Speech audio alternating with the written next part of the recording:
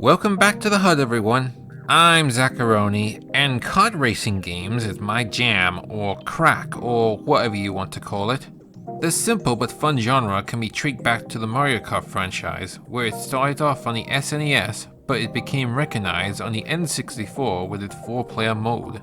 Then other developers tried to pitch in with their own kart racer, ranging from licensed media to original works. However, it was Naughty Dog who came out on top with their own take on the kart racing genre, starring their own orange marsupial at the time, Crash Bandicoot.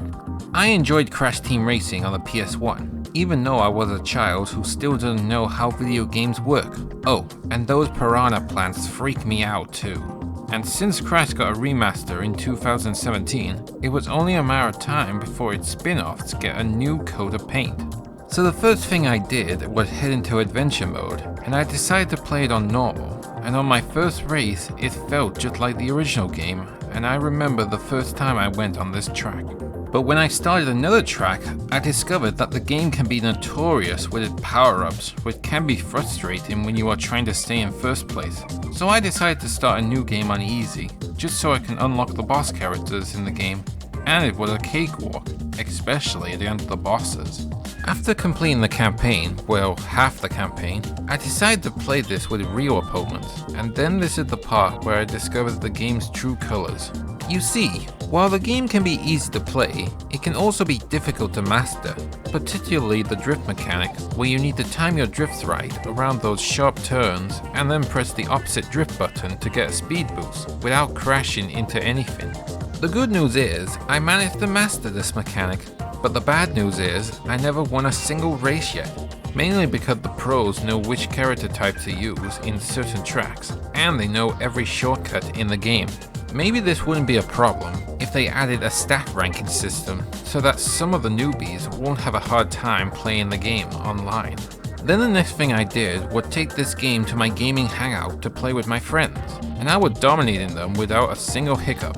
And while I was explaining the drift mechanic to my friends, they were having a hard time understanding it. That is until one of them finally got the hang of it, while another one said they actually prefer Mario Kart over this, which I don't blame them really.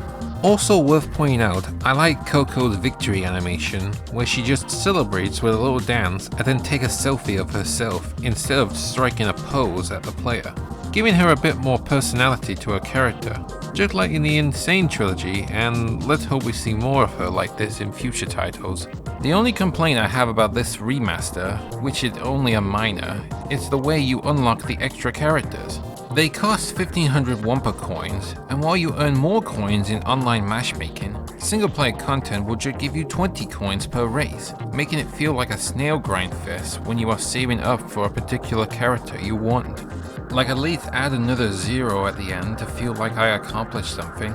And to make matters worse is that every character is presented at random. So if there's that one character you want in your roster, then you just have to cross your fingers and hope that character will show up after purchase. Or you have to wait until the next day that reshuffles everything, from character costumes, kart parts, and stickers. Despite having a steep learning curve and the online matchmaking could have been more balanced, Crash Team Racing Nitro Fueled is still fun to play with its tight controls and variety of tracks that will keep me and my friends occupied for months to come. That is until Mario Kart 9 comes along. And with that, that's your second helpings of Crash Team Racing Nitro Fueled. I hope you appreciate my opinions, and if you like what you see, be sure to like, share, and subscribe to my channel. But until then, I'm Zacharoni. Enjoy your pizza, and I'll see you next time.